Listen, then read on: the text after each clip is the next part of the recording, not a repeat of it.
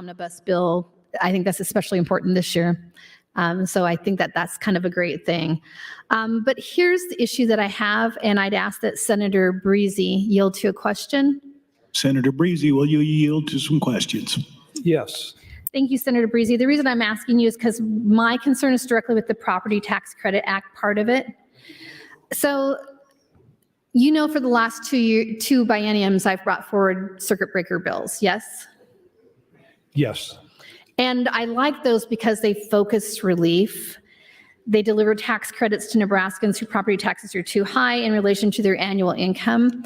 And this is not a gotcha question in any way. I sincerely want to know why don't we incorporate these circuit breakers into these bills? Because I think that if we're really trying to help Nebraskans, we should be helping Nebraskans with property tax, the ones that need it the most. And you don't always need it the most at a certain financial level. Well, is there any part of you that has any interest in maybe amending the mechanism of LB 211 into this bill? No, thank you for the question, Senator Blood, and I appreciate your focus on property tax relief as well, and you focus, like you say in the past, on bills that would tend to be more of a circuit breaker. I would consider something like that. I don't think I want interested in doing that with this proposal here, but it probably is something that going forward I should look into as well. But at this point, this bill, this package, this amendment, not particularly interested. May I ask why? I think as is, it presents, again, you go out to rural Nebraska where I come from and you start talking to people about property taxes and they don't care about circuit breakers. They just want relief. They just want relief and they need relief out there. They are extremely concerned about the inequities in our tax structure and our school funding structure. Like I said earlier, go talk to some ag people out there and they're not interested in circuit breakers. They just want a more fair and balanced tax structure, which we do not have. And so efforts like these are certainly efforts to arrive at a more fair and balanced tax structure. Thank you, Senator Breezy. And that's exactly why I'm bringing this forward again, is that we want to do it something that's fair and balanced. And to be really frank, I traveled the state all summer long talking about things like circuit breakers and unfunded mandates, because that helps make it fair and equal, because the tax credits are triggered once property taxes reach a certain percentage of a person's income. So what better way to be fair, especially to a farmer struggling because it's been a bad year, a rancher that's having to deal with losing cattle because there was a flood.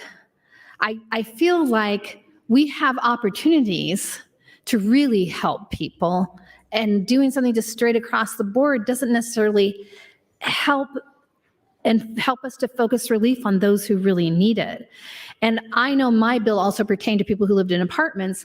We don't need that part of the bill for something like this. We just need the mechanism to provide focused relief, because I truly believe that if we utilize the circuit breaker bill, which for those that have heard us talk on it, is similar to how electrical circuit breakers are triggered when electricity surges as a disruptor, that I'm going to kind of be a broken record on this, because I really believe that it would make the bill better, not distract from it, but really get help to those who are most in need when it comes to property tax relief.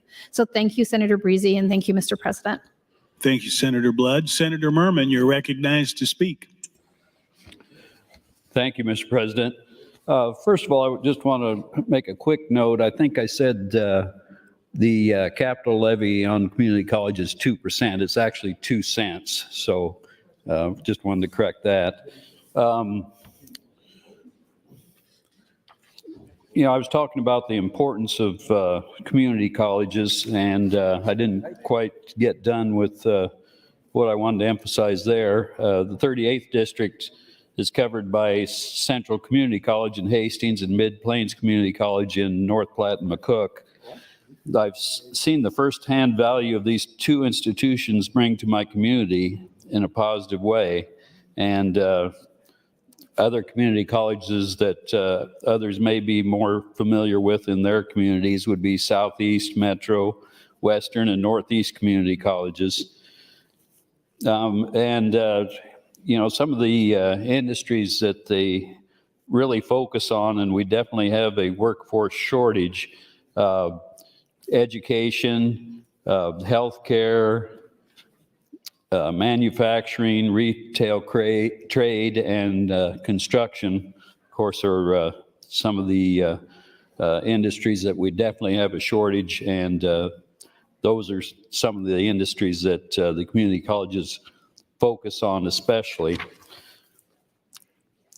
And as senators, we've talked a lot about one of the most important things we hear from our constituents is we need property tax relief in Nebraska. And right now, the state is sitting on projected to be a $2 billion reserve, and constituents are demanding that we get relief from property taxes. So we have the opportunity to do that right now.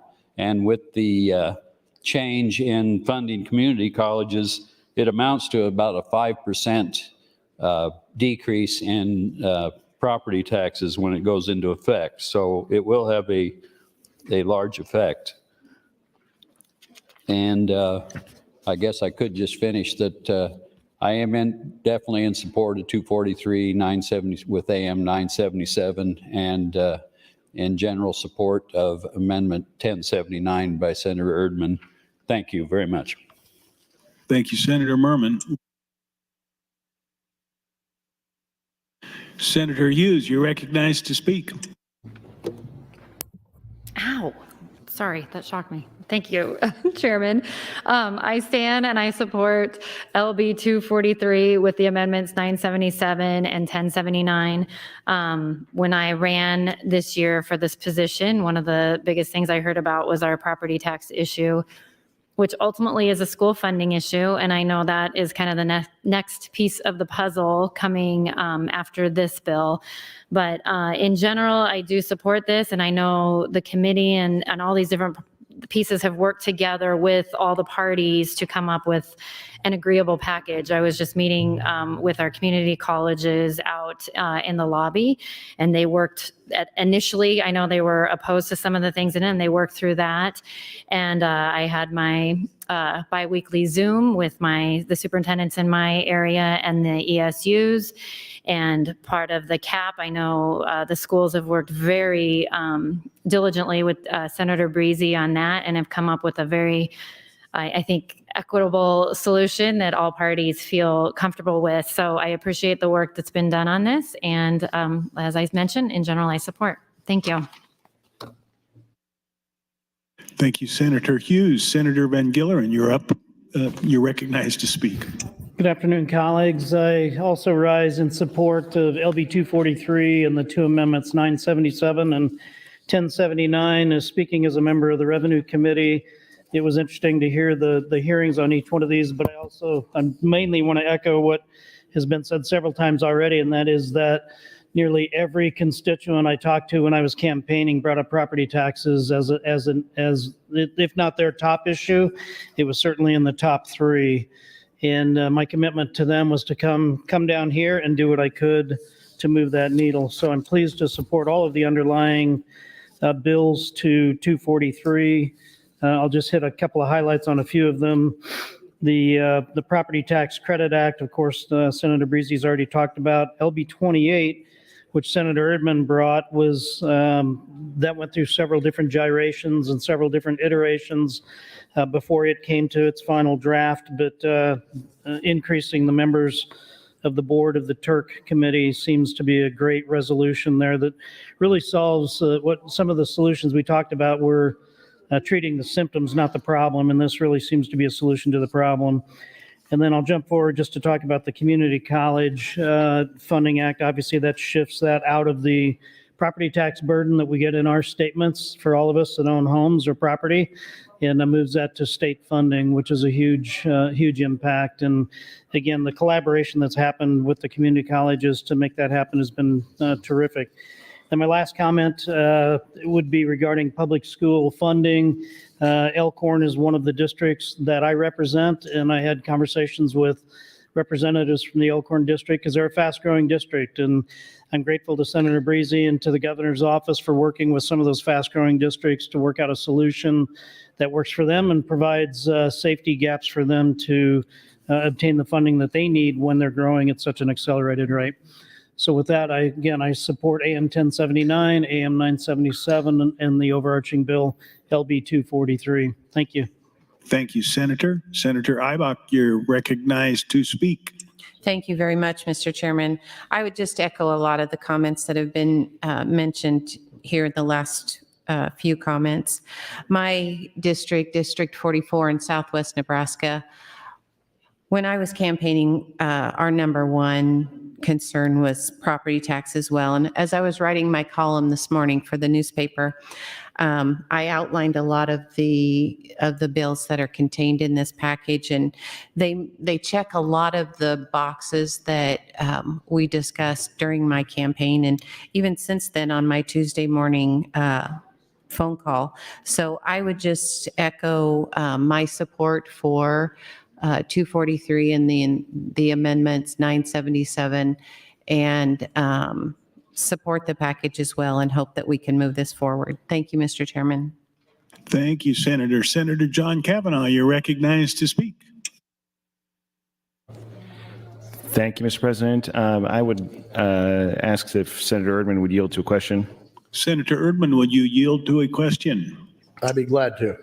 Thank you, Senator. I just wanted to continue the conversation you and I were having off the mic, on the mic, and just to kind of start off, can you give us, what does TERC stand for? Tax Equalization Review Committee. Tax Equalization Review Committee. Yes, sir. And they are an appeals board, is that right? Basically, that's what they are. So if I have a complaint about my property taxes, I would appeal it to the TERC. Is that Yes. right? Yep. If I can explain that. So the Board of Equalization, which is your county commissioners, will hear the valuation increase from their assessor, the recommendation for an increase, and then the Board of Equalization will make a decision whether they agree with the assessor or not. And if they do agree with the assessor and it's an increase that you're not willing to accept, then you have an opportunity to appeal to TERC. And TERC is the first place you make that appeal, so that you have an opportunity to describe to TERC why your property shouldn't be assessed what they're asking to assess it at. Okay, well, thanks for that clarification. And so the TERC board is currently 3 individuals, is that right? That's correct. And in the last couple of years, I just saw in the paper this week, ag land valuation's gone up 14%, I think, in the last year. Does that sound about right? That sounds right. And so in a world where land valuations are going up as quickly as they have been, more people are objecting to those assessed increases. Does that sound right? That's correct. Not only land prices, but also residential properties as well. Right, yeah, all real estate. Correct. Evaluations. And so your proposal here is to add another person to help address that increase in number of appeals. Yes, sir. It would increase at least 25%, perhaps maybe as much as 30% more hearings. And the reason I say it'll be more is because we're raising the minimum from 1 million to 2 million, which will allow for more one single commissioner hearings. Okay, can we back up and kind of cover that again? So you're increasing the number of people who can do the job, so that we'll have Correct. more work will be done. But you are also changing the dollar amount in contest that can be heard by one Yes, sir. TERC commissioner. Yes, sir. Right now, if you have a property that's valued more than $1 million, the statute requires you to have a 2-person hearing. So you have to have one attorney and one person with an assessor's license has to be involved in the hearing. So if we raise that from 1 million to 2 million, then we can have a single commissioner hearing so that the people can hear more hearings, the commission. Okay. And do you know, has it been 1 million for the entire time we've had the TERC? I do not know the duration of that, but it's been a long time. Okay. And so that's kind of in the interest, obviously, of efficiency, but also in light of the fact that inflation and everything, the amount we were talking about in controversy is not proportionate to what it was back when this started. Correct. So, well, I appreciate the clarification, Senator Erdman. I think I will be in support of at least of your amendment, and I appreciate your diligence on this. He and I talked about this. Thank you. He gave me a history lesson about the Turk, which I don't know if everybody necessarily wants to hear on the mic, so I won't continue that. But I do appreciate that he's a wealth of knowledge on the subject if you want to know the history of it. But this sounds like, I don't know where I'm at on the whole package at this point, but I do appreciate Senator Erdman's work on AM 1079 and allowing basically what this sounds to me like would allow, and I summarize my conversation with Senator Erdman, is individuals, everybody in the state of Nebraska that owns property, you get assessed by your county assessor. You get a notice probably pretty soon, actually, of what it's going to be for the next year. And then you can go and protest that to your local 1 county. minute. Thank you, Mr. President. County Board of Equalization. And then you can present your case to them, and then they can rule for you, against you, in terms of whether you're right that they've overvalued your property. Usually, I don't know if anybody's ever argued that it's been undervalued. And then if you lose that, it sounds like you get to appeal to this Turk board, and they are having more and more appeals that are coming to them as a result of this increase in valuations we're seeing. And so the workflow is getting so far behind that individuals' taxes are remaining at that higher level, I think, until they get revalued or get to appeal in front of the Turk. So this sounds like a solution to that problem and to allow more people to have their cases heard in a more timely fashion. So I appreciate your information, Senator Erdman, and your work on this. Thank you. Thank you, Senator Kavanaugh. Senator Erdman, you're recognized to speak. Thank you, Mr. President.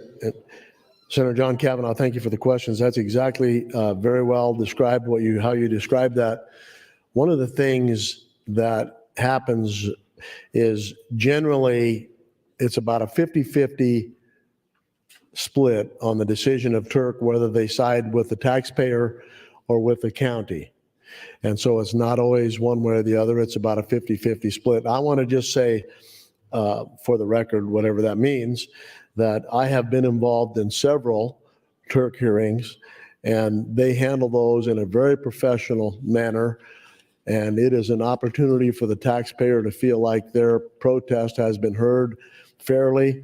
They give plenty of time for the individual to make their case, and it's a very, very relaxed atmosphere.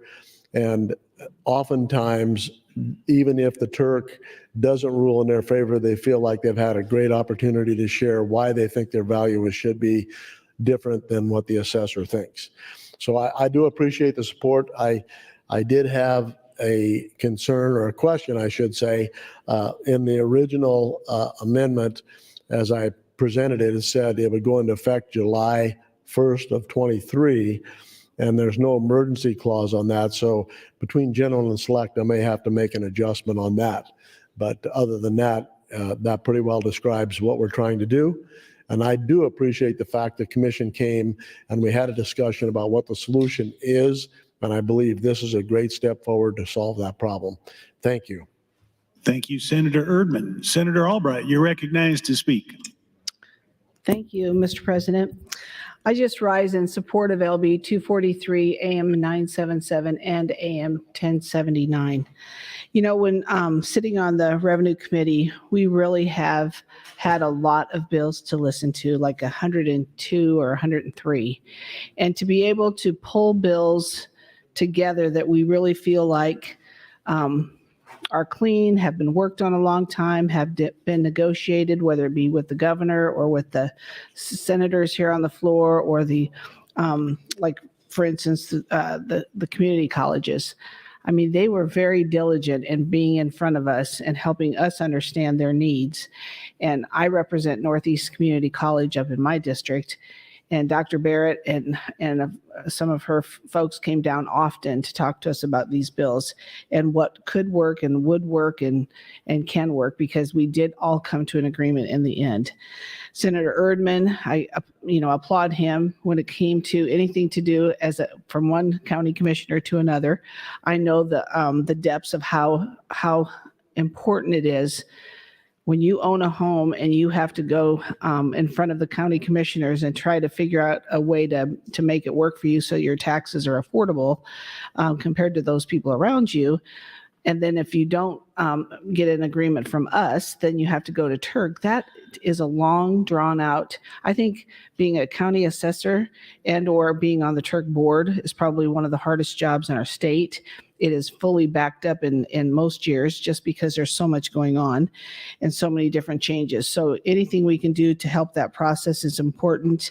I did want to point out on the committee statement, Senator Breezy's bill, the 243 came out 7-1. Senator Erdman 8-0 on LB 28. Senator Breezy on 242 came out 8-0. Senator Bostar at 3, his LB 309 came out 8-0. Senator Breezy's 589 came out 7-1. And Senator Merman's LB 783 came out 8-0. Not real sure. I don't have a copy of Senator Erdman's, but I know that he came around and spoke to each and every one of us on the Turk bill. So hats off to our new revenue staff. I mean, it's incredible the work that they've done as well. And Senator Breezy, this is like your day. Most of this is something that you've been working on since we've been here the last 7 years. This has always been on our mind as one farmer to another. And I appreciate all the work that you've put into this as well. So with that, I just hope everybody will celebrate and get LB 243 over the line. Thank you. Thank you, Senator. Senator Breezy, you're recognized to speak. Thank you, Mr. President. Thank you, Senator Albright, for your kind words, and I appreciate your unwavering commitment to property tax relief as well. And earlier, someone was maybe questioning the sustainability of what we're doing here, but we talked about that at great length when we were dealing with Senator Linehan's bill, and or I guess it was 754. I'm confident in the long-term sustainability of the entire package. The governor's folks, the budget director in the Department of Administrative Services, he's done extensive evaluation and modeling of this, and it looks very positive. And again, we have a resilient ag-based economy that's prepped to weather the cycles that we might encounter going forward. And the tax relief envisioned by the entire package really is going to create even more growth and economic stability. But going back to the governor's numbers, even with the package in place as the governor proposed this, we're going to have a cash reserve in excess of $1.4 billion a year going forward. And you couple that with the ending balance, and we're looking at $2 billion laying there every year with this in place. And again, you might ask, but what assumptions were used? And his analysis assumes budget growth higher than what we're going to put in place this biennium. And it assumes revenue growth, I believe, of 0.8% for this biennium and 2.5% for the next biennium. And you have to remember that on average, revenue grows at 4.75%, and he's using 2.5%. For the next biennium. So those are very conservative numbers. That's a very conservative posture to take. And plus these programs are being phased in incrementally. And by doing that, we're doing it in a responsible way. They're being stair-stepped. It's been cash flowed. The entire package has been cash flowed multiple times, multiple ways, and it passes the test. And I'm confident in the sustainability of what we're proposing here. Thank you, Mr. President. Thank you, Senator Breezy. Senator Dungan, you're recognized to speak. Thank you, Mr. President. And thank you again, colleagues, for sort of explaining how some of these things work. And again, I rise in favor of AM 1079. I will admit that I was unfamiliar with Turk before my time on the Revenue Committee, but through the conversations you've had and through the tireless work of Senator Erdman to come in and do his best to sort of reform or at least talk about Turk on a consistent basis, I feel like I've learned quite a bit. And so very appreciative of his work there. And I do think that adding an additional Turk member and ensuring that they are properly paid is going to be a really good way to sort of speed up that process. As a total selfless plug, I also had a bill this year to increase the pay for court interpreters because they have not had a pay raise since, I believe, 2004. So in the interest of raising salaries for folks who do incredibly hard work, I would just encourage the Appropriations Committee to continue to consider my request to raise the pay for court interpreters. But back to this bill, I want to go into a little bit more detail about some of the concerns that I have. And I think that, again, we'll talk about this at great length over the next day or so. But one of the major concerns when I go to that sort of subpoint of the local control that we're talking about is this provision that we see in the overall package that places these caps on the property tax asking authority of schools. We saw a wide array of opinions from the schools as they came in, and that's part of the reason that I don't have my mind made up about this, is because we had the Lincoln Public Schools, for example, come in as neutral. And similar to other debates we've had here, neutral doesn't necessarily mean support. It doesn't mean opposition. And Lincoln Public Schools, whom I represent, expressed to me their concerns. And I've heard those concerns and I share some of those concerns, but they also understand that this is part of an entire package, as we've discussed previously. And so I want to highlight a couple of those. I think my biggest overarching issue with the theory of what we're doing here is we're putting into place these property tax, it's called caps essentially, on how much the authority can increase over a period of time. While in concept, I understand the desire to sort of limit that to reduce property taxes, I think that we start to run into a complicated situation when we're telling schools or districts what they can or can't ask for in a world where we don't always know what their needs are going to be.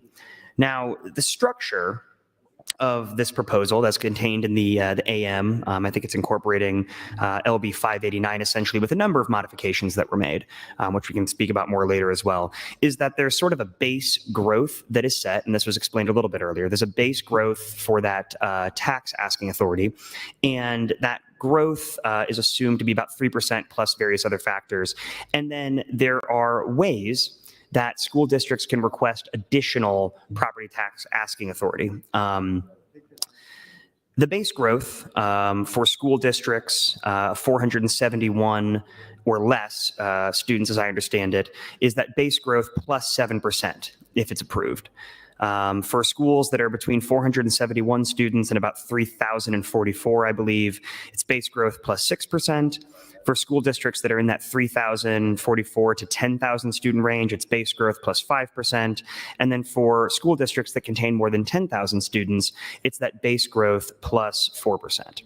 So when I first looked at that, I guess one of my initial concerns, and we talked about this in the committee, a couple of times, is that seemed a little bit upside down to me. It seems to me that the school districts that have more than 10,000 students are the ones that are likely going to need the most growth.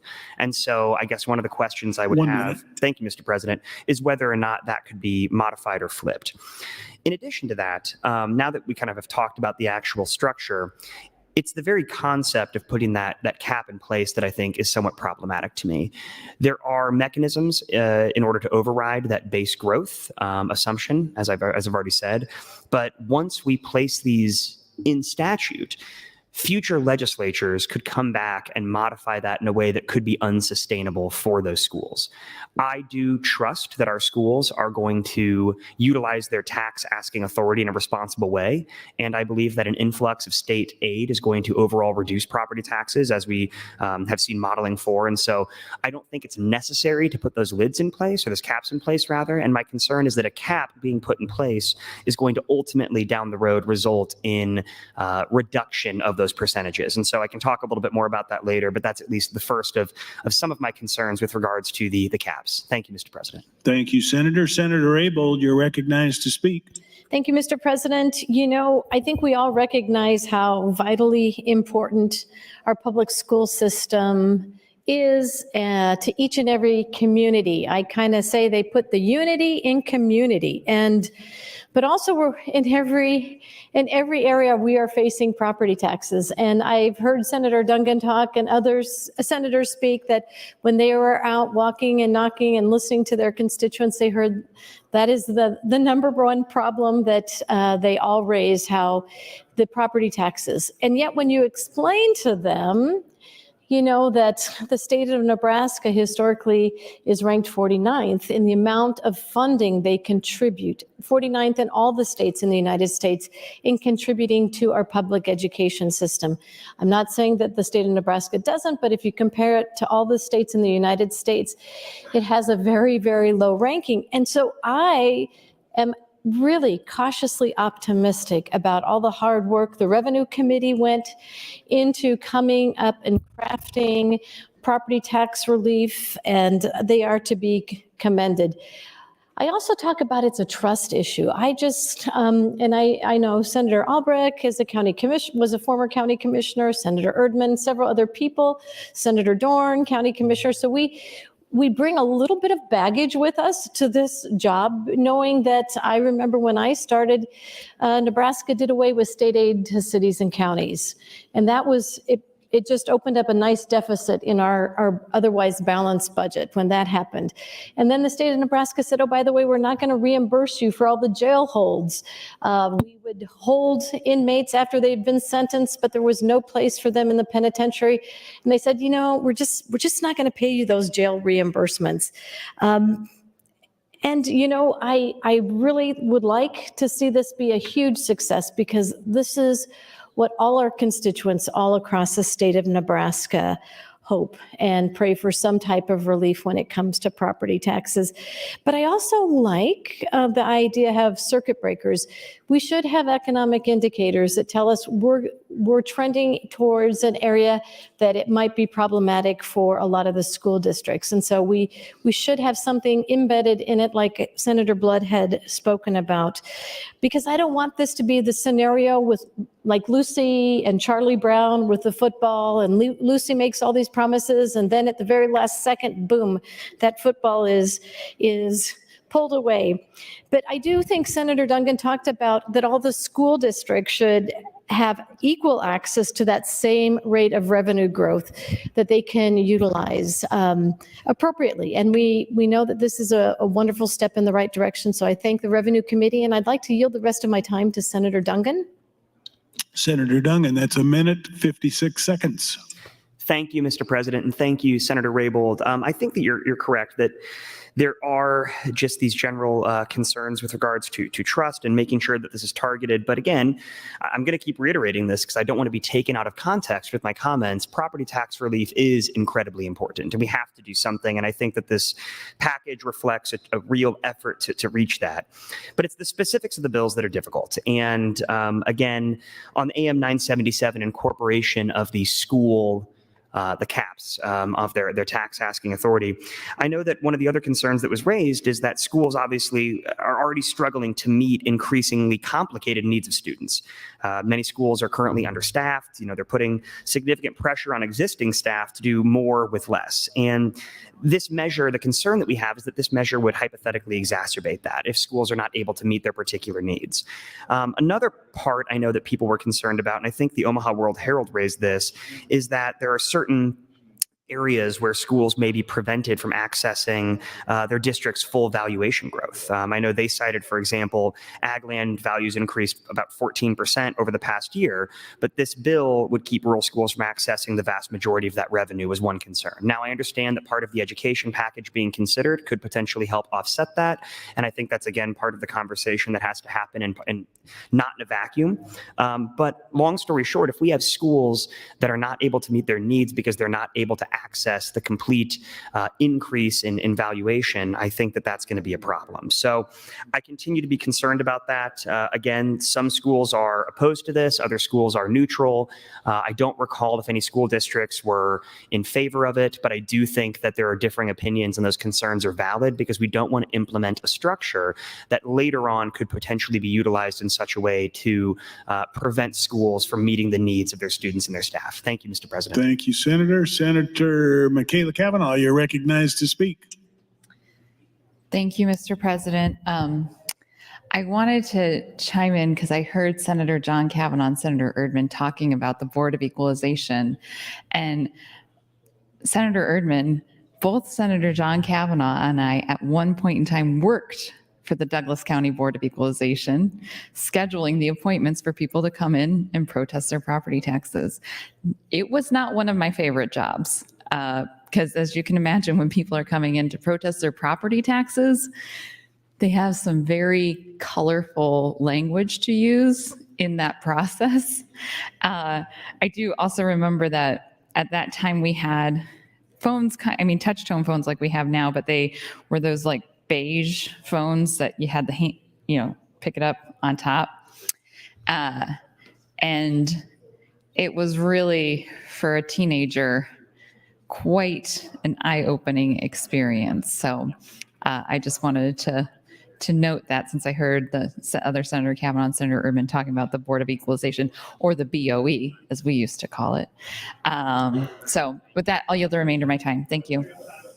Thank you, Senator. Senator DeBoer, you're recognized to speak.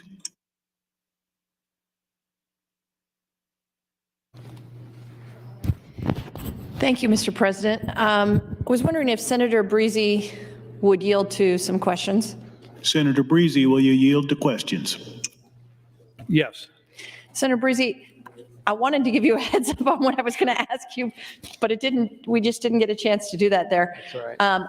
I am assuming that this problem is fixed, but I am asking you because every time we have one of these, we've had this discussion, and I just want to make sure that it is fixed. So there have been in the past, when we proposed caps of this sort, problems where schools, when their valuation goes up a certain percent, but they can't recoup all of what the valuation goes up, but yet it's counted against them in the TIOSA formula, then they won't be able to make up the difference between what's counted against them because they're not able to raise it because of the cap, but what they are required to raise under TIOSA. So I assume you have fixed this, so I would just love to hear what is the solution for that. Well, the board itself is allowed to, on the largest school districts, allowed to exceed the 3% plus the adjustment for enrollment growth, LEP growth, poverty growth, 3% plus whatever those factors would be. But the largest school districts could then increase that by a board vote of up to 7%, that 3 plus another 4, or the 3.5, whatever the case may be, plus another 4%. The next size smaller school districts could go up 5%. And so there's a cap on what they can do, but they are allowed to increase it by a very substantial margin. And the difference really between the bill, the caps we had previous years and this year, is that previous years it was simply a property tax asking cap that floated with other revenue sources. But because of the way it was designed, the overall revenue cap, which probably would lead into a spending cap, the overall revenue cap could be considerably less than 3%. For example, a school that was funded 50% by property taxes, 50% by other revenue sources, they could find themselves with a 1.5% revenue cap under previous iterations of this bill. So we made that adjustment to ensure that that did not happen.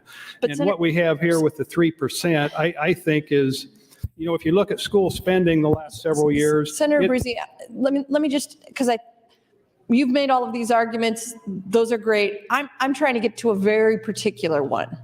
So what I'm trying to say is, have you done something with the TIOSA formula so that they're not required to raise money that they're not allowed to under this cap? Or how did you solve that problem? We have not. I would say the short answer is that we have not changed the TIOSA formula with this. So I don't think that's a concern. I'd be happy to talk with you off the mic about that, but I do not think that's a concern here. School districts have not raised that concern with us. They have to some extent. As their valuations go up, their TIOSA aid goes down, and there's going to be some of those districts. They want to ensure that they can access sufficient revenue to do that. And with the ability to override that cap, I think those schools are in general agreement that they can access those dollars. The 4% I mentioned, there are some large districts out there that would like to raise that amount, but I don't think it's necessary. I think they are kept sufficiently whole with the current formula. So the local effort rate being, let's say, $1.05, yeah, they're required to raise, well, the levy lid's $1.05. They're required to raise $1. 1 minute. And because their valuations go up, they can no longer raise $1 because this cap limits them. Even with all of the overrides or whatever, they're in a position where they can only raise 97 cents, let's say, after all of those other things have been sort of raised and they've exceeded, they've done everything they can. They're at 97 cents, but they're required to raise $1. Then that 3 cents of gap, they can't raise. So TIOSA doesn't pay for that? We didn't do anything to pay for that gap? No, but that's what this formula does, allows them to replace that lost state aid with property tax revenue. Okay, I guess I didn't understand how, but I'll ask you offline. Thank you, Mr. President. Thank you, Senator DeBoer and Senator Breezy. There's no one in the queue. Senator Erdman, you're recognized to close on AM 1079. Thank you, Mr. Speaker. I'll make this brief. I think the discussion was thorough and very well thought out. I appreciate the support that has been shared on the microphone, and I would encourage you to vote yes, green on 1079. Thank you. Thank you, Senator. The question is the adoption of AM 1079. All those in favor, vote aye. All those opposed, nay.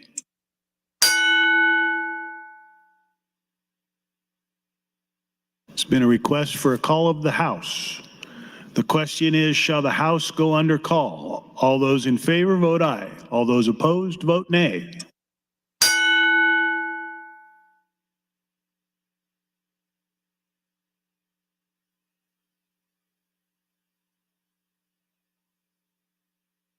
Record, Mr. Clerk. 14 ayes, 1 nay to place House under call.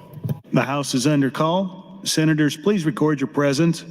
Those unexcused senators outside the chamber, please return to the chamber and record your presence. All unauthorized personnel, please leave the floor. The House is under call.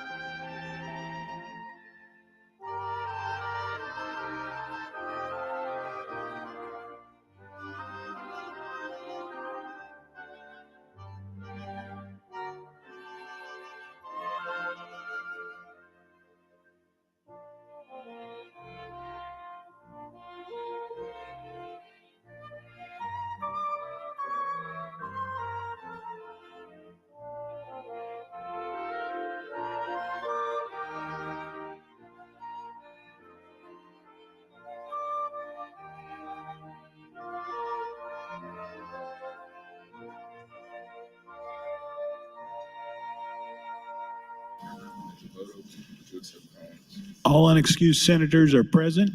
Senator Erdman, there's a vote open. Would you accept call-in votes? Yes.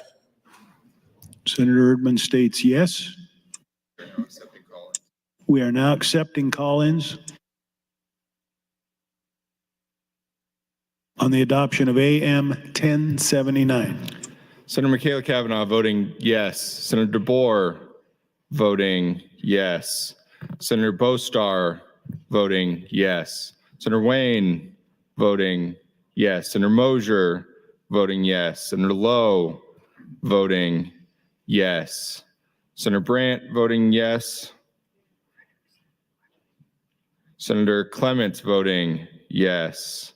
Senator Frederickson voting yes. Senator Albright voting yes. Senator DeKay voting yes. Senator Day voting yes. Senator Conrad voting yes. Senator McDonald voting yes. Senator Arch voting yes. Senator Vargas voting yes. Senator Reapy voting yes. Senator Blood voting yes. Senator Raybold voting yes.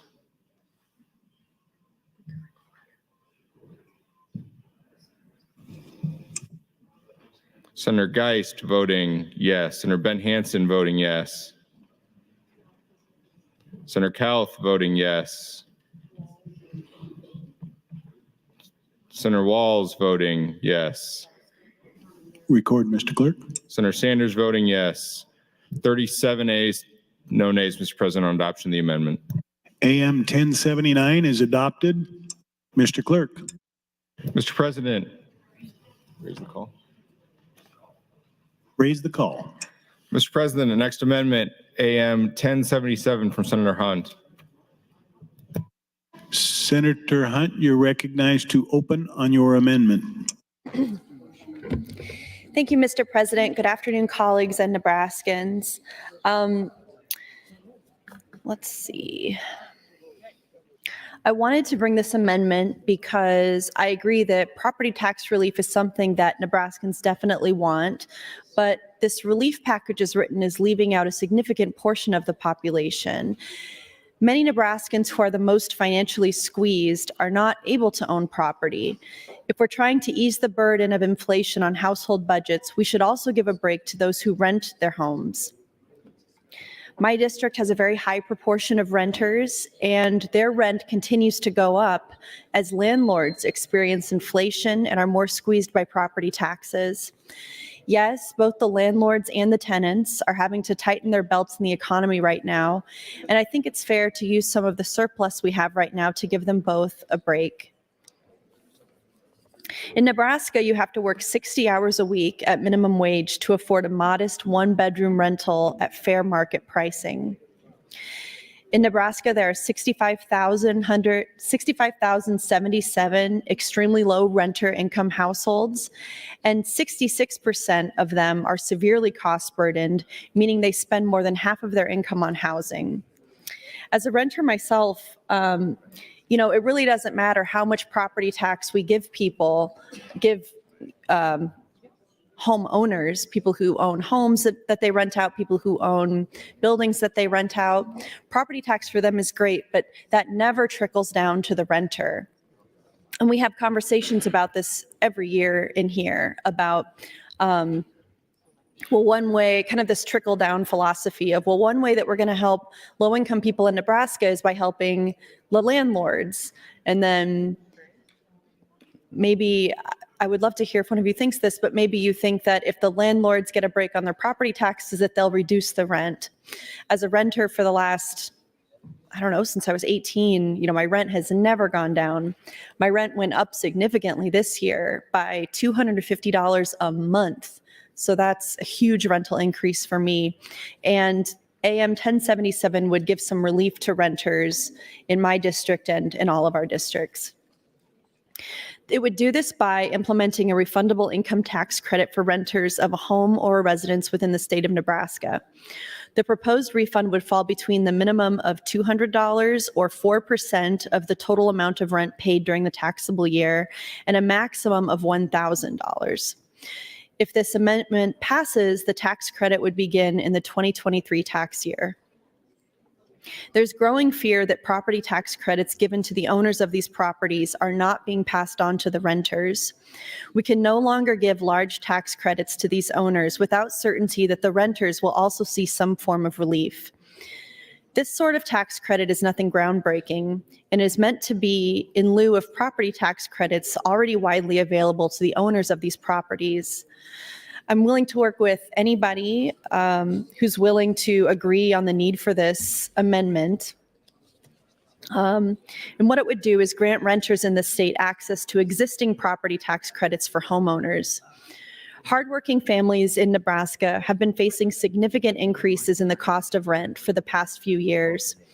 For example, the median rent price in the state was $909 from 2017 to 2021. Today, in 2023, the median rental price is $1,295, and that's $205 per month higher than the median rent was 1 year ago. And that actually reflects the raise in rent that I received of $250 a month.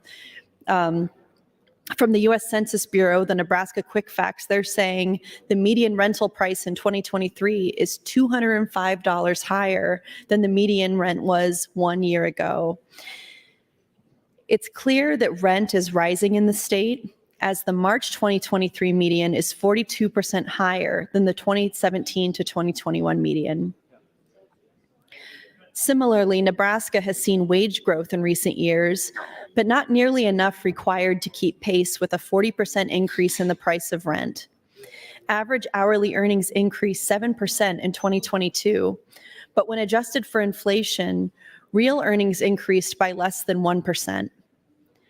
The credit proposed by this amendment would help these Nebraskans at a time when wages aren't rising fast enough to keep pace with the cost of living. Renters do not escape property taxes either. They pay property taxes through increased rent, and these taxes fall disproportionately harder on low-income families. In Nebraska, property taxes account for 5.3% of the income of the poorest 20%, and that's people with income less than $24,000, while representing just 3.2% for the top 1%. And that's income greater than $463,000. Finally, there's an equity component to this bill as well. As white Nebraskans own homes at a much greater rate than other races and ethnicities in the state. White Nebraskans own homes at a rate of 71% in 2020, whereas just 27% of Black Nebraskans, 57% of Hispanic Nebraskans, and 51% of other races and ethnicities owned homes. As the current credit is only available to homeowners, it leaves out a significant portion of Nebraska's Black, Indigenous, and people of color. AM 1077 would ensure that all Nebraskans have equal access to policies enacted by the legislature to reduce property taxes. Some of the sources for that data include the U.S. Census Bureau and an article from the Federal Reserve in Kansas City. This is an amendment that did have a hearing. It was originally LB 747, introduced by Senator Kavanaugh and several other senators in past years. And it has support from many organizations in Nebraska. We also know that in Nebraska, we have a shortage of 51,306 affordable and available rental units. When there's a shortage of affordable and available rental units, renters are forced to pay more of their income than is affordable on their housing. In Nebraska, 67% of very low-income renters and 86% of extremely low-income renters are cost burdened by their housing situation. Very low income households are those that earn between 30 and 50% of the area median income, and extremely low income households are defined as those that earn equal to or less than 30% of the area median income. In fact, 68% of extremely low-income renters are extremely cost-burdened by their housing situation, which means that they pay more than 50% of their income on housing. That's according to the National Low-Income Housing Coalition in 2023. More specifically, in Lincoln, 42% of all renters at all income levels are cost-burdened by their housing situation, and 85% of extremely low-income renters are living in unaffordable housing. That's according to the U.S. Department of Housing and Urban Development from 2022. With a shortage of affordable housing and so many Nebraska renters cost-burdened by their housing situation, the tax credits provided by LB 747, which is this amendment, AM 1077, would offer much needed support by reducing renters' income tax liability. This amendment would provide support for renters similar to the support provided by the refundable income tax credit program created in 2020 that provides an income tax credit for homeowners that pay property taxes to the state. While homeowners enjoy many tax benefits, renters do not. This amendment would begin to correct that situation and move our state toward greater equity. 1 minute. Thank you, Mr. President. Providing renters with a tax credit could offer significant financial relief. Rent is a significant expense for many people, and low to middle income families often struggle to meet this expense. A refundable income tax credit of 4% of the total amount of rent paid during a taxable year up to $1,000 could help alleviate this financial burden. It would provide much needed financial assistance to renters who are not eligible for property taxes credits given to property owners. This is an important amendment that could have significant benefits for renters in Nebraska. I urge you to support AM 1077 so that renters can receive the financial assistance in this time of inflation that they need and deserve. Thank you, Mr. President. Thank you, Senator Hunt. Senator Michaela Cavanaugh, you're recognized to speak. Thank you, Mr. President, and thank you, Senator Hunt, for introducing this amendment. I introduced LB 747 this year to provide income tax credit for renters because I actually spoke on this in my earlier remarks on this bill. We have a property tax income tax credit fund, and it is funded through taxes collected at the state level. The state does not levy property taxes. I believe Senator Wayne talked about this yesterday or the day before when we were debating a different tax package. Property tax is not levied at the state level. It is a county local tax. And part of what we have pushed down to that level for funding is education. The property tax income tax credit fund was created so that individuals could recoup a portion of their property taxes that are paid for public education through their income taxes. That is why it is not part of the property tax credit that you see on your property tax statement. I feel like I am saying a word salad right now because I'm saying the same words in different order. They do mean different things. We have a property tax credit on your property tax statement from the state. We have a property tax income tax credit that you get through your income taxes, which you have to file in like 2 weeks. So what this amendment does and what LB 747 does is expands who is eligible for the property tax credit, income tax credit. Because renters do not get a portion of the property tax credit that they're landlord gets. It is not given to them, and it is not, their rent is not decreased. And I would challenge every member of this body to challenge that statement. I don't believe a single landlord has lowered the rent, probated it based on the property tax credit that they receive through the income tax credit fund. I, of course, always stand for correction, and I challenge anyone to challenge that statement. So, as such, as income taxpayers who pay into the fund, who are basically funding their own landlord's property tax credit without getting a decrease in their rent, I believe it is only the right thing to do to allow them to also participate in this program. Maybe there's a better way to do this. Maybe if you are a landlord and you get this tax credit, perhaps you have to carry it into and prorate the rent for your tenants. But until we come to that conclusion, I think that this is a very fair and equitable amendment to the property tax income tax credit fund.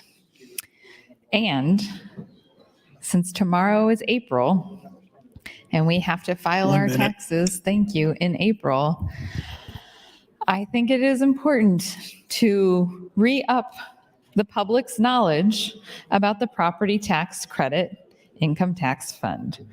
So if you go to the Nebraska's Department of Revenue's website, or if you just Google Nebraska property tax credit, it'll take you to the appropriate page. And on the revenue page, it is the Nebraska property tax credit. There is a tax lookup tool. There is a county parcel ID and other instructions.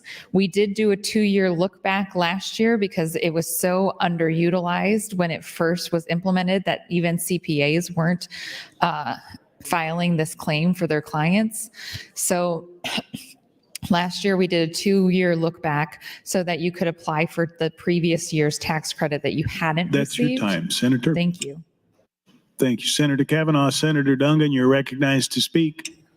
Thank you, Mr. President. I just am rising again to continue part of the conversation I started earlier, and want to clarify, I'm not trying to just drone on and on about this. These are just some legitimate concerns that I think we'd expressed in the committee, or at least had questions about with regard to the underlying bills that are being compiled into this package.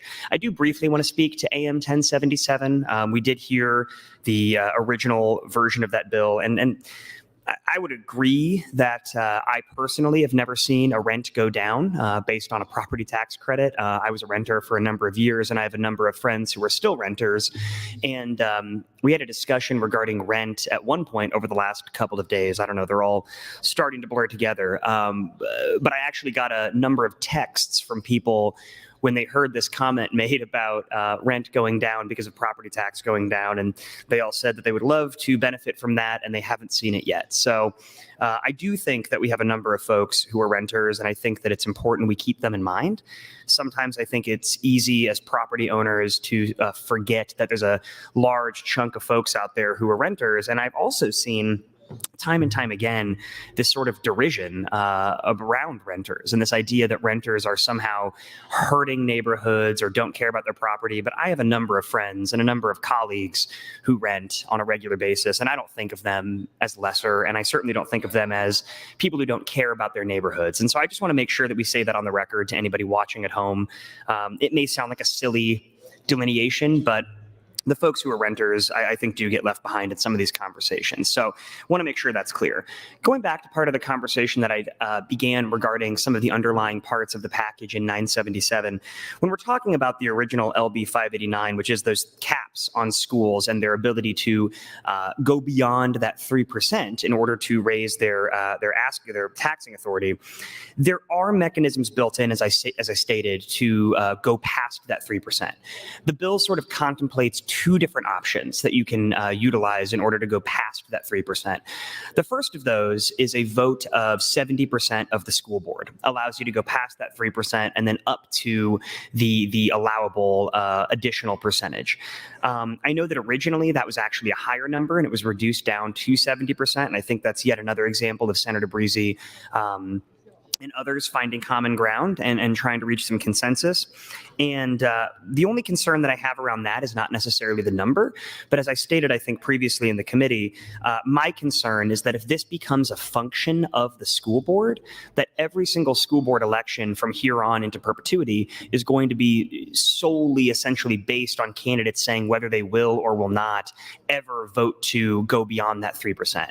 While that may be an issue that is important to many, I'm concerned that that's going to become such an sole focus of these elections that it's going to become problematic and not allow for conversations to center around other issues that the public may have regarding schools and regarding funding mechanisms. And so that's one of the issues I have there.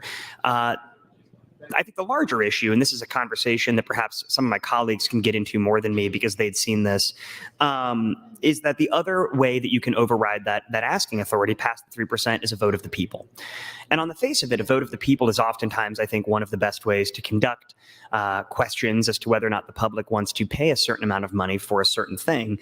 But this bill says that you can only override that 3% asking authority with a 60% vote of the people. 60% vote. And I find that problematic when I believe almost every other mechanism we have for a democratic vote is 50% plus 1 minute. Thank you, Mr. President. And when we start creating these overly burdensome sort of asking requirements on public votes, I think it becomes somewhat problematic. And so hopefully some of my colleagues can speak more to that. I know there were some folks who had asked me questions about that, and I think that maybe they had a number of questions about the history of voting in Nebraska, so that might be a conversation they get into later. But those are the two mechanisms to override that 3%, a 70% vote of a school board or a 60% vote of the people. Personally, I find trouble with the 60%, but again, I understand the 70% was a compromise, so I just wanted to make sure I raised that point here on the mic, and we'll continue to have this conversation. Thank you, Mr. President. Thank you, Senator Dungan. Senator John Kavanaugh, you're recognized to speak. Thank you, Mr. President. I rise in support of AM 1077, and I'm still waiting to make my decision on the overall bill. I think I've got some time. So I agree with what's been said about renters and that we aren't doing enough for renters. And I specifically appreciate what Senator Dungan just said. So I looked up the information from the University of Nebraska Omaha Owners versus Renters for U.S. Places 2020. City of Omaha is listed at 36% of citizens or residents of Omaha are renters. And so that's about 129,000 people in the City of Omaha are renters. And that's quite a few. A lot of them live in my district, and they wouldn't get any benefit from the property tax credit fund because they can't claim their rent on as a deduction, although they're paying their rent to live there. It's coming out of their income. So if they were able to be paying a mortgage rather than a rent, they would be able to get that deduction. So I think this is an important change. I would just point out, I know, we're having kind of a conversation about rental versus ownership. And sometimes it's not just, there's a lot of reasons why people are renting. They don't have a down payment for a house is really probably a big one. Location, affordability. My rent, the last apartment I rented before I bought my house, was at about the same amount as my mortgage. And so people who are renting are paying a huge amount of their paycheck. From their perspective, the cost is about the same. They're just not building the equity in the home. They're not getting the tax benefits that we give to individuals who are buying property. And so this is an opportunity to make sure that we're treating a third of the people in Omaha the same as the other 2/3. And I just did want to echo some of Senator Dungan's comments about renters being members of our community. Like I said, my district has a high number of renters, and particularly in the neighborhood where I live, a lot of folks rent houses. In my, I don't actually know now, 9 years that I've lived in my house, I've had renters on either side alternating over those years, and they were medical students and researchers at the University of Nebraska Medical Center, and they would be there for about 4 years, and then they'd rotate out. And they were great neighbors. Some of them, had kids. Some of them are very good at the block party with my kids, and so it's a lot of fun, having those folks around. Even though I know when they're medical students, that's going to be short-term stay. But my point is that just because they are not the owner on the deed of the property doesn't mean they're not a member of the community in my neighborhood, in my district.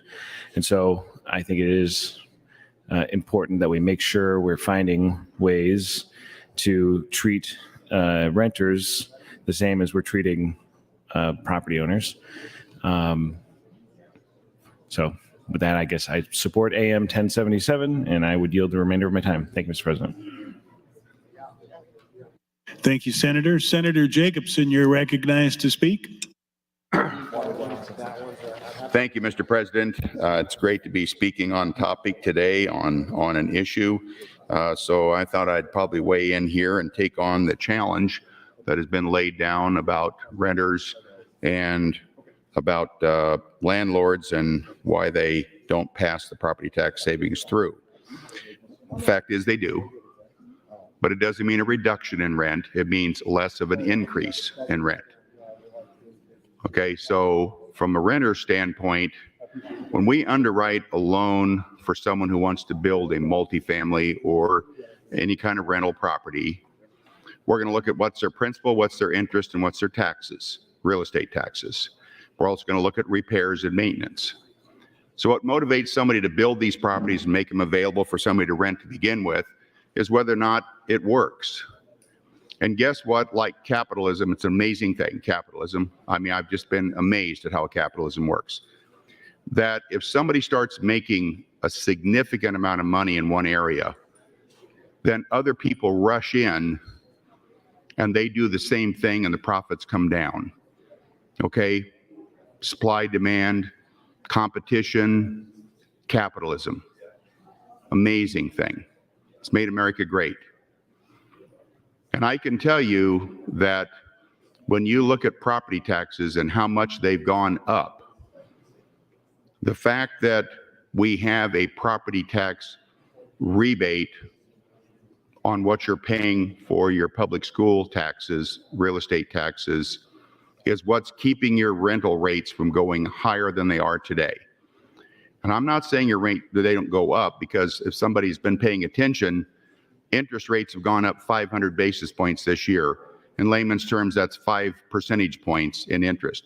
Take 5 percentage points times the value of the property that you're renting and look at what that cost your landlord. If he passed that entire cost through to you, you don't want to know what that rent would be. So I'm telling you, it does get factored in. Now, I know I'm going to get all kinds of emails, and I get it. I got them last year when I made this same statement, but it is the truth.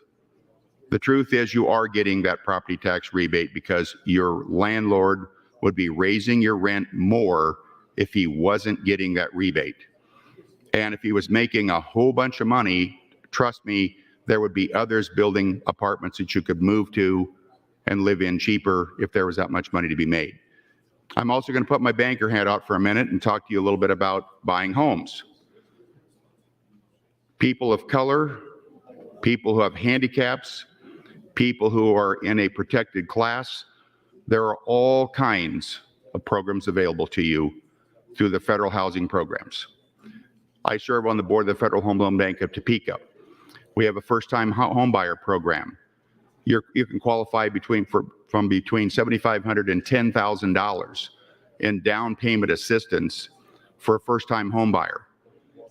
You can get into a home for as little as 5% down. So home buying is available, and it is out there for lower income people and people of color and people in protected classes. And we do those loans all the time.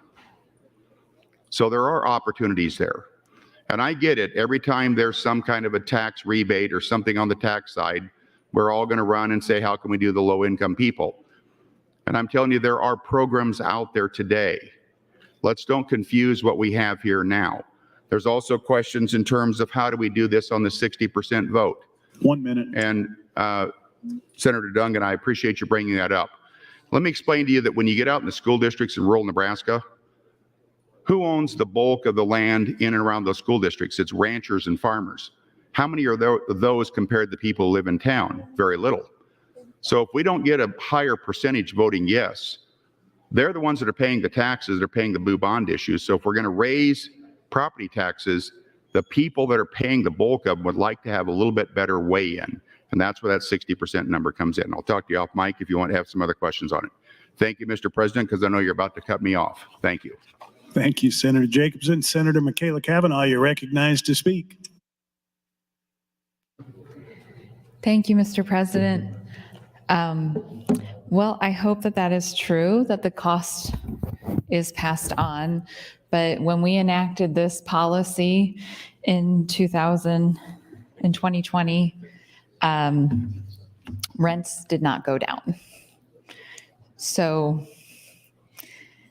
I am not arguing that property owners' property tax credit funds should go down. I am arguing that renters who pay income taxes should be getting a reimbursement as well. And maybe there's a different mechanism for how to do this. If you are a landlord and you collect this, then you must prorate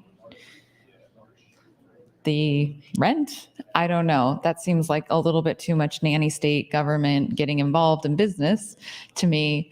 But we are taxing at a state level individuals who are renters, and they are not enjoying this tax credit.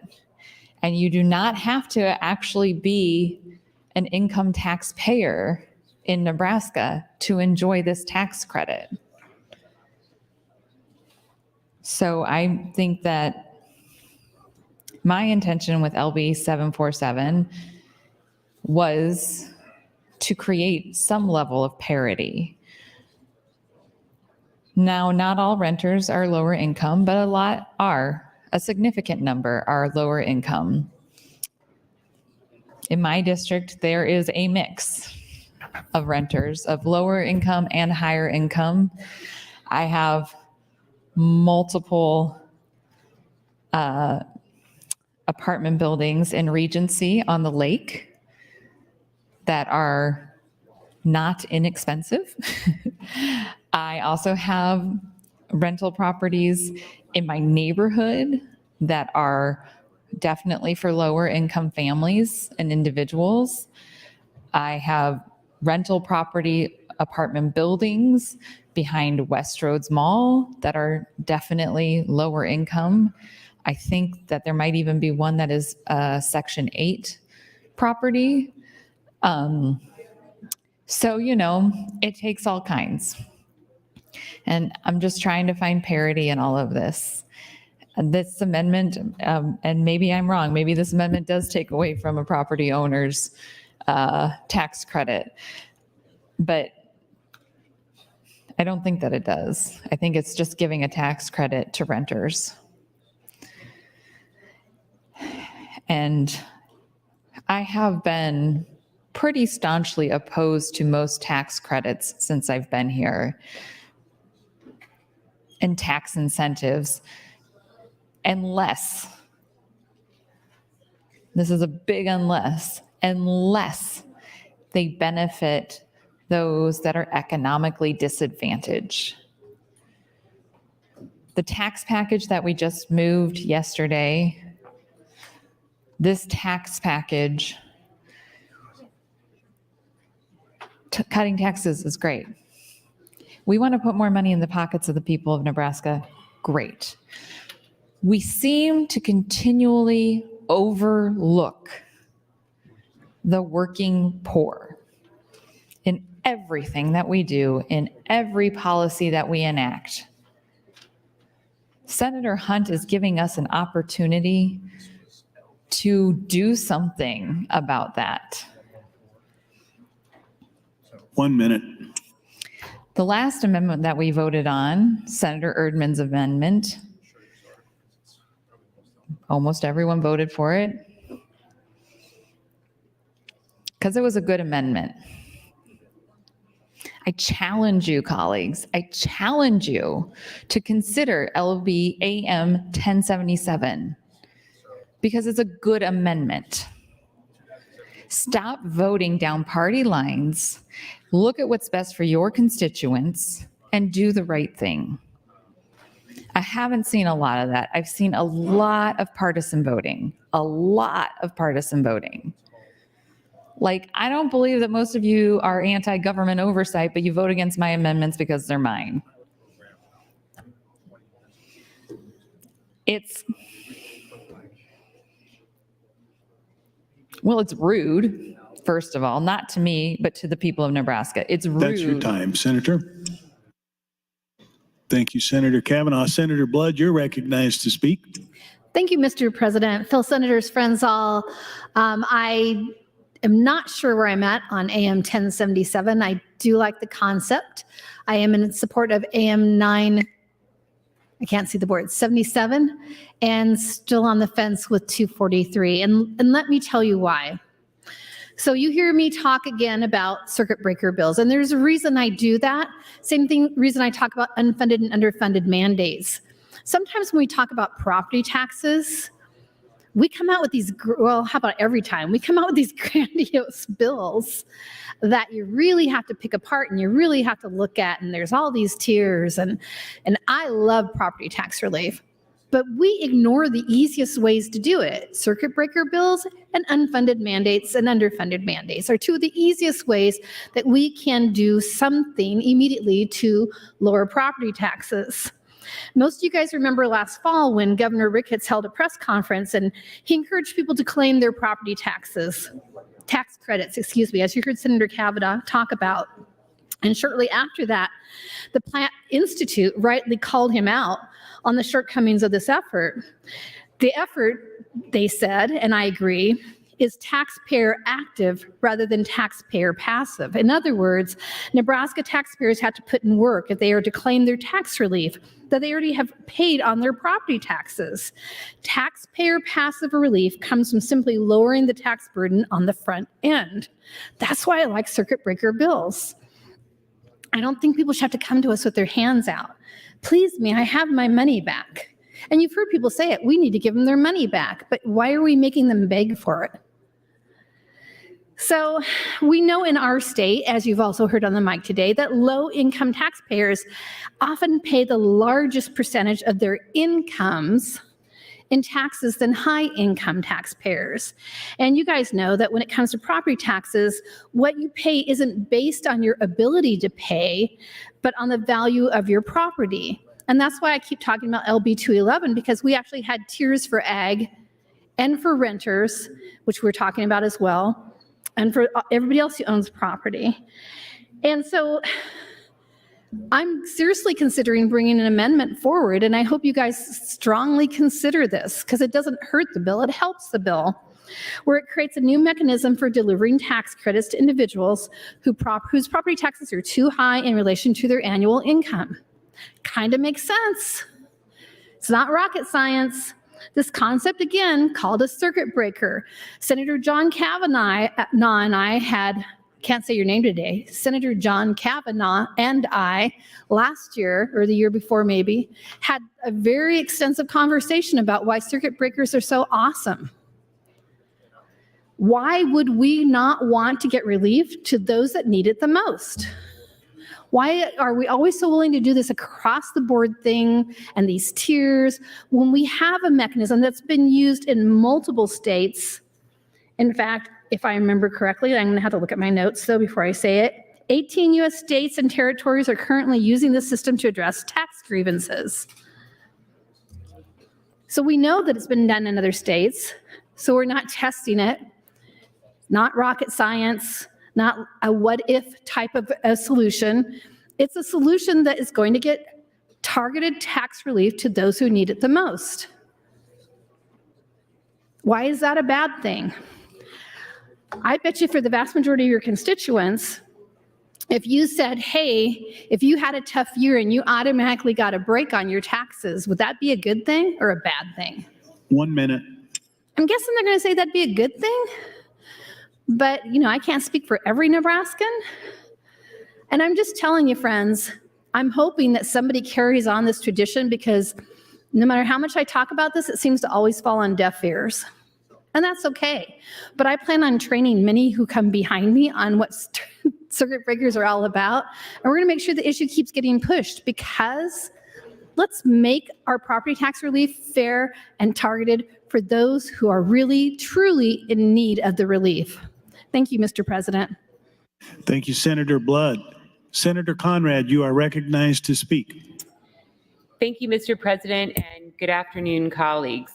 I rise in support of AM 1077 and am keeping an open mind as to Amendment 977 and the underlying primary measure LB 243.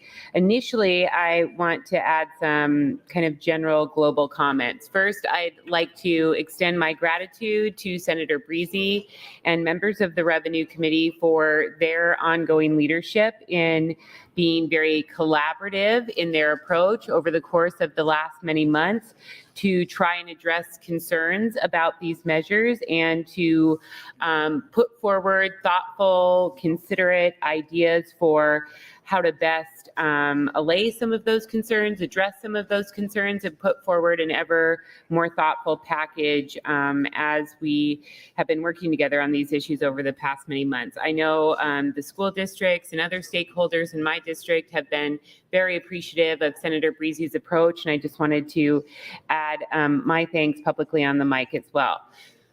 The other global notes that I want to lift for this point in the discussion mirror in many ways the concerns that I had with the income tax package that Senator Linehan and the Revenue Committee brought forward earlier in the week.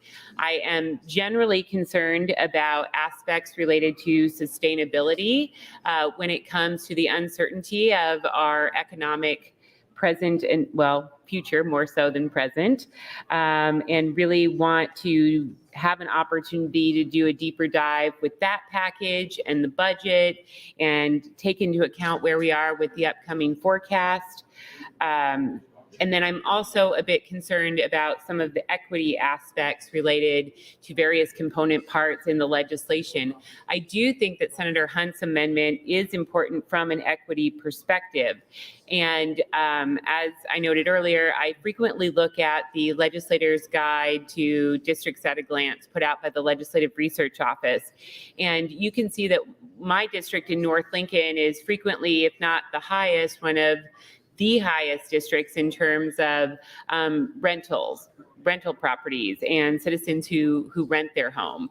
And so this would indeed provide a significant amount of equity for my constituents and those similarly situated in other districts across the state.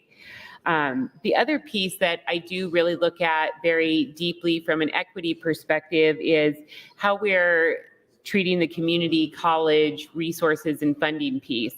I believe very, very firmly in having a critical focus on not only the great work of our K-12 schools, but also our institutions of higher education, whether that be community colleges, state colleges, or the university.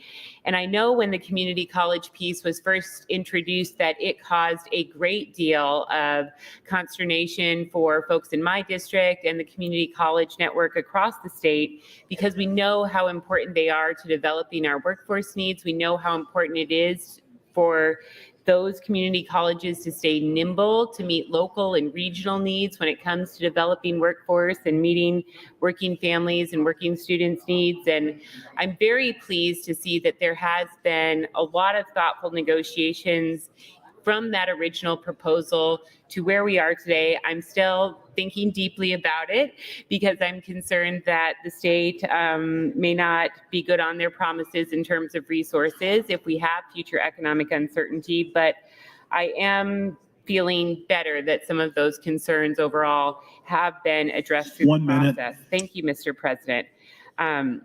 The last couple of pieces that I just wanted to lift, and I know we're running short on time this afternoon, and we'll return to the debate next week, but is really just to echo and give voice to some concerns that I've been discussing with Senator Dungin and Senator John Kavanaugh in relation to the mechanics of the soft cap. Number one, I want to continue the conversation with Senator Breezy and others about ensuring a uniform approach and an equitable approach for both the smaller and the larger districts as to kind of how that soft cap works in terms of their growth rate. The other piece that I am concerned about and really do want to continue the conversation about is the other component of the soft cap piece, which would allow for an override through a vote of the people. But it's different than we see in any other action of direct democracy. That's your time, Senator. Thank you, Mr. President. Senator Michaela Kavanaugh, you're recognized to speak. This is your third opportunity on the amendment. Thank you, Mr. President.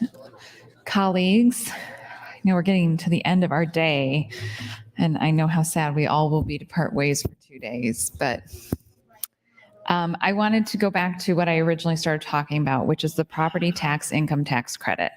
Okay, so you go to the Department of Nebraska Revenue's webpage, and you can Google Nebraska property tax credit, or you can go to revenue.nebraska.gov/about/Nebraska-property-tax-credit. On that webpage, you got the Nebraska property tax lookup tool, the county parcel ID search. So the property tax income tax credit is based on the property taxes you pay for your specific school district. So I live in Omaha, and we have multiple school districts. I represent 3. I represent Millard School District, Omaha Public School District, and Westside School District. I live in Westside School District. My brother, Senator John Kavanaugh, lives in Omaha Public School District. So when we file our income taxes, we are filing our property tax credit for a different credit because we do not pay the same amount in property tax for education. We pay a different rate. So this is based off of your school district, which is, I've had many conversations, I don't know if she recalls them or not, but I've had many conversations with Senator Linehan where she has patiently explained to me why we did this the way that we did over the years. And I think I finally, after 2 or 3 years of having these conversations, understood the mechanism and the reason for the mechanism. So I am grateful to Senator Linehan for her perseverance in educating me. Okay, so you go to this website and you have to look up your county number. Well, you don't have to look it up. You might know your county number, but your county number. So Douglas County is number 28. And then you have to figure out and if you have a CPA, they will do this for you. This didn't used to be, as I said, the first year, it wasn't really worth it. We've put a lot more money into this fund, so it's definitely worth it. Definitely worth it. You do not want to not get this credit. So you go in, if you do the toolkit lookup, and if you're doing your taxes online, I put down Fillmore. Fillmore's not my county. Parcel ID search. So you got to do parcel ID search. Oh, I guess I need to do that that's through the Douglas County. Okay. So when you go to your county number, then you can look up, it has the websites hyperlinked. Thank you to the Department of Revenue for that. So the website to your county is hyperlinked, and I'm just waiting for it. It's doing that little circle dance that it does. So then once I get to that, I believe it's taking me to the county assessor's website, and I look up my property tax, and it'll give me a number, and then it'll give me the parcel number, which is what I'm looking up. And then I go back to the property tax toolkit lookup, and you put in the year, the county number, the parcel number, and the property tax number, and then it'll give you the information that you need to fill out your tax form. The process has gotten better. I think we improve each year with it. It is a new tax thing. So, the first couple of years, it was real clunky. It's never going to be not clunky because it is a complicated step-through process of what you're trying to do. But I think that it is still intuitive enough that you could probably do it even if you don't have a CPA. I don't have a CPA. I do my own taxes, and I've done it myself several times, and I would not say that I am a tax or math wizard, but I seem to be doing okay on this front. So maybe it's because I only make $12,000 a year, so my taxes are pretty straightforward. So just make sure you look up the Nebraska Property Tax Income Tax Credit Fund on the Department of Nebraska Revenue's website before you fill out your taxes. You can always apply for it later. That's your time, Thank Senator. you. Senator Hunt, you're recognized to speak. Thank you, Mr. President. This amendment that we're discussing, what it says is for taxable years beginning or deemed to begin on or after January 1st, 2023, under the Internal Revenue Code of 1986 as amended, a refundable tax credit against the income tax imposed by the Nebraska Revenue Act of 1967 shall be allowed to any individual who rents a house, apartment, or other residential unit in this state during the taxable year for use as such individual's primary residence. The credit shall be equal to the greater of A, 4% of the total amount of rent paid by the individual during the taxable year, or B, $200, but in no case shall the credit exceed $1,000. This would be a great way to loop renters into the tax relief that we are giving homeowners and property owners in Nebraska. We know, especially after the pandemic, right, that when renters can't afford their rent, the landlords don't get that income. A thriving property owner, the ability of a property owner to be successful depends on the ability of their tenants to make their rent. So given that we have some new resources in the state right now, I think we've put some very mindful guardrails around the provisions of AM 1077, and I would encourage your green vote on this measure. Before I close on this, I wanted to, we're probably going to adjourn kind of soon, and today is the Trans Day of Visibility. Transgender Day of Visibility. And this is an annual day of recognition for transgender people in the United States and around the world. And this morning I spoke to parents of trans youth, and I also want to talk to the kids themselves about their identity and how special it is and the unique challenges they may face because of it. I know that being trans in a world that is still so often hostile to people who don't conform to traditional gender roles can be incredibly difficult. It can feel isolating and overwhelming, but I want you to know that you're not alone. There are people who love and accept you exactly who you are. The truth is, being trans is a gift. It means that you're brave enough to be true to yourself, even in the face of adversity. It means that you have the courage to break down walls that society has erected around gender and to define your own identity on your own terms. That is always something to be celebrated and never something to be ashamed of. I know it can be hard to see the beauty in yourself when the world around you can be so hostile, but I want you to know that there are people who see you for who you are, who love and appreciate you for that, and that your identity is not something to be hidden away or denied. It is something to be celebrated and embraced. You may encounter people in your life who don't understand or accept you. They may, take up a lot of the Nebraska Legislature. They may say hurtful things and try to invalidate your feelings. But I want you to know that their ignorance is not your fault. You are not responsible for educating anyone. You're not responsible for changing anybody's mind. You're only responsible for taking care of yourself and being true to who you are.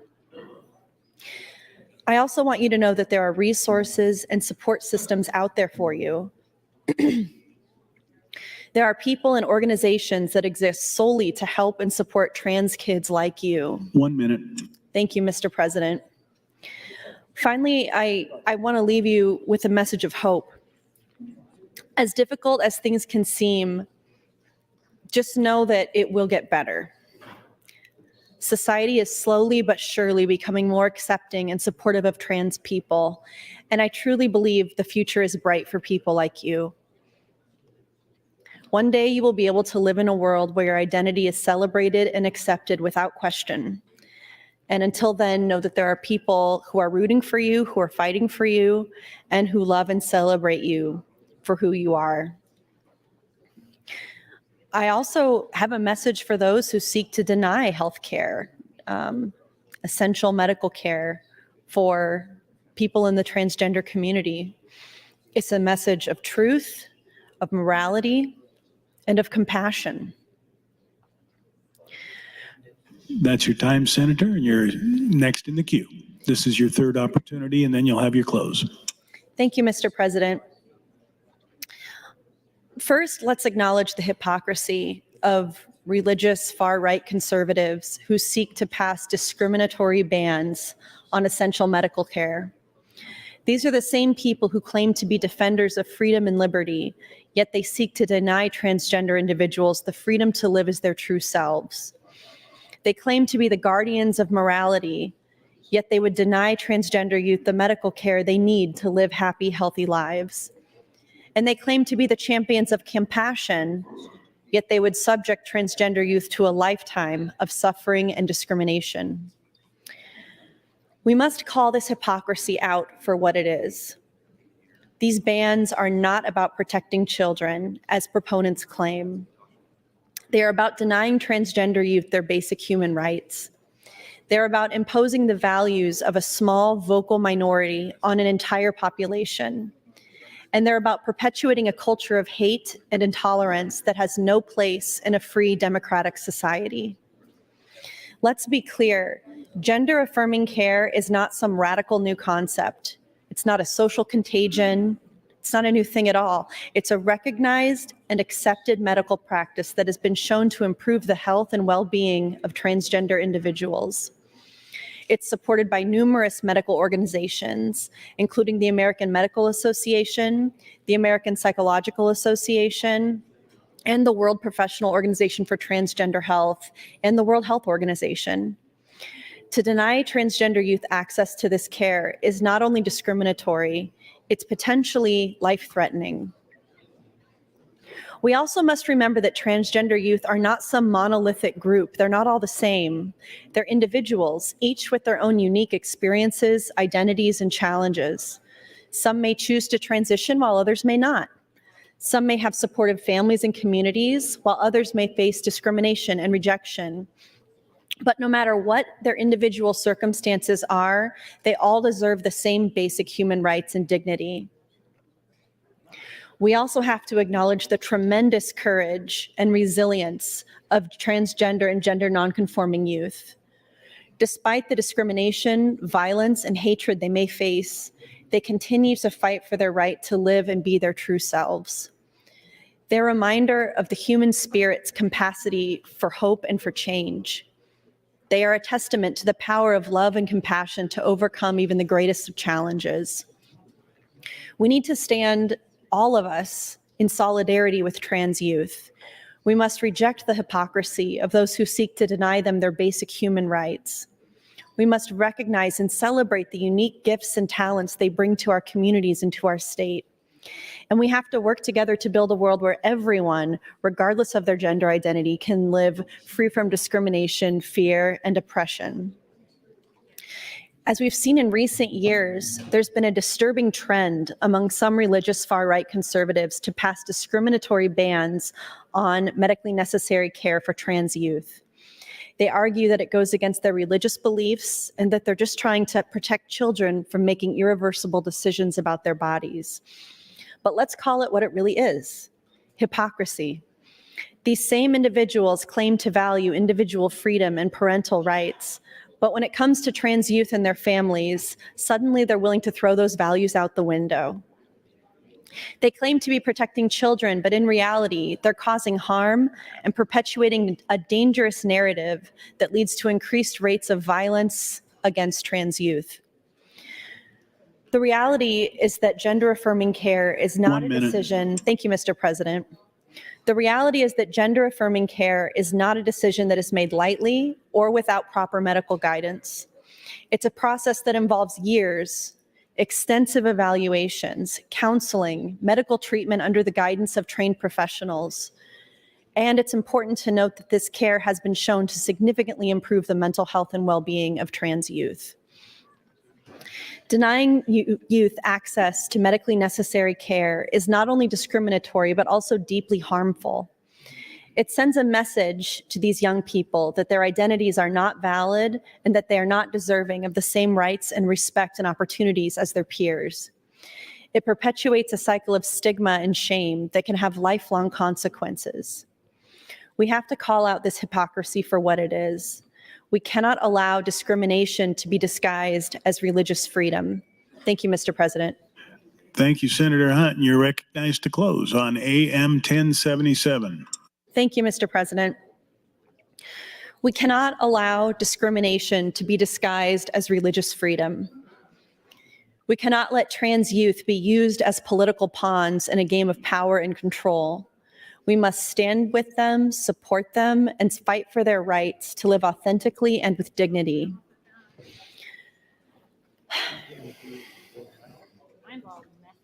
As a society, we've made progress in recent years, recognizing the rights of transgender individuals, but there are still those who seek to roll back those gains and deny them the support they need. This is particularly evident in efforts to ban gender-affirming care for minors, which not only violates their basic rights, but ignores the overwhelming medical evidence that supports its use. We are all created equal, and that includes transgender youth. They are not a threat to society or to anyone's religious beliefs. They are simply individuals who deserve to live their lives with dignity and respect, free from discrimination and oppression. To all the trans people watching and listening, to the parents who are watching, not just in Nebraska, but around the country, because of the media attention, honestly, that's been on the Nebraska Legislature because of this bill. Happy Trans Day of Visibility. I'm proud of you. I love you. AM 1077, which is up on the board now, is an amendment that would return some property tax relief. It would take the property tax relief that we're giving to property owners in our state and include renters in some of that by giving them a tax credit based on what they pay in rent. Thank you, Mr. President. And I would like a call of the House and a roll call vote. Thank you, Senator Hunt. There's been a request for a call of the House. The question is, shall the House go under call? All those in favor vote aye. All those opposed vote nay.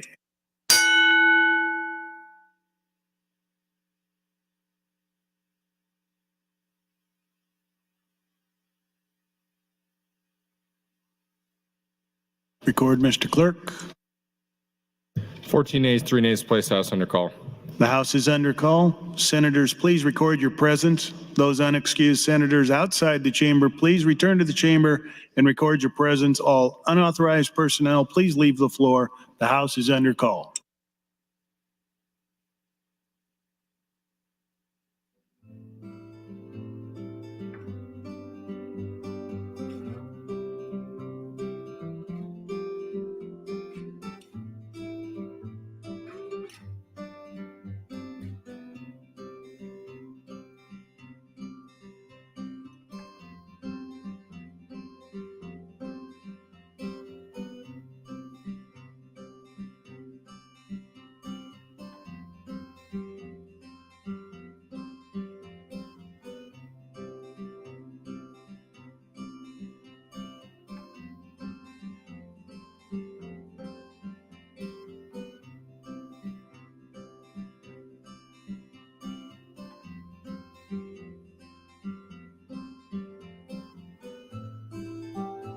All unexcused senators are now present. The question is the adoption of AM 1077. All those in favor, vote aye. All those opposed, vote nay. There was a request for roll call vote. Mr. Clerk. Senator Aguilar, Senator Albright, voting no. Senator Arch, voting no. Senator Armendariz, voting no. Senator Ballard, voting no. Senator Blood, voting yes. Senator Bostar, not voting. Senator Bostelman, voting no. Senator Brandt, voting no. Senator Brewer, voting no. Senator Breezy, voting no. Senator John Kavanaugh, voting yes. Senator Michaela Kavanaugh, voting yes. Senator Clements, voting no. Senator Conrad, voting yes. Senator Day, voting yes. Senator DeBoer, voting yes. Senator DeKay, voting no. Senator Dorn, voting no. Senator Dover, voting no. Senator Dungan, voting yes. Senator Erdman, voting no. Senator Frederickson, voting yes. Senator Geist, voting no. Senator Holleran, voting no. Senator Hansen, voting no. Senator Hardin, voting no. Senator Holdcroft, voting no. Senator Hughes, voting no. Senator Hunt, voting yes. Senator Ibach, voting no. Senator Jacobson, voting no. Senator Kauth, Senator Linehan, voting no. Senator Lippincott, voting no. Senator Lowe, voting no. Senator McDonald, Senator McKinney, voting yes. Senator Mosier, voting no. Senator Merman, voting no. Senator Raybold, voting yes. Senator Riepe, voting no. Senator Sanders, voting no. Senator Slama, voting no. Senator Vargas, voting yes. Senator Von Gillern, voting no. Senator Walls, not voting. Senator Wayne, voting yes. Senator Wishart. Vote is 13 ayes, 30 nays, Mr. President, on the adoption of the amendment. AM 1077 is not adopted. I raise the call. Mr. Clerk. Mr. President, your Committee on Urban Affairs, chaired by Senator McKinney, reports Legislative Bill 629 to general file. Additionally, amendments to be printed, Senator DeBoer to AM 1090, and a new LR, Senator Walls, LR 79. That'll be laid over. Additional LR, Senator McDonald introduces LR 80. That'll be laid over as well. Name add, Senator Lippincott, name added to LB 243 and 754. Finally, Mr. President, priority motion. Senator Hughes would move to adjourn the body until Monday, April 3rd, 2023 at 9:00 a.m. The question is, shall the legislature adjourn for the day? All those in favor state aye. Those opposed, nay. We are adjourned.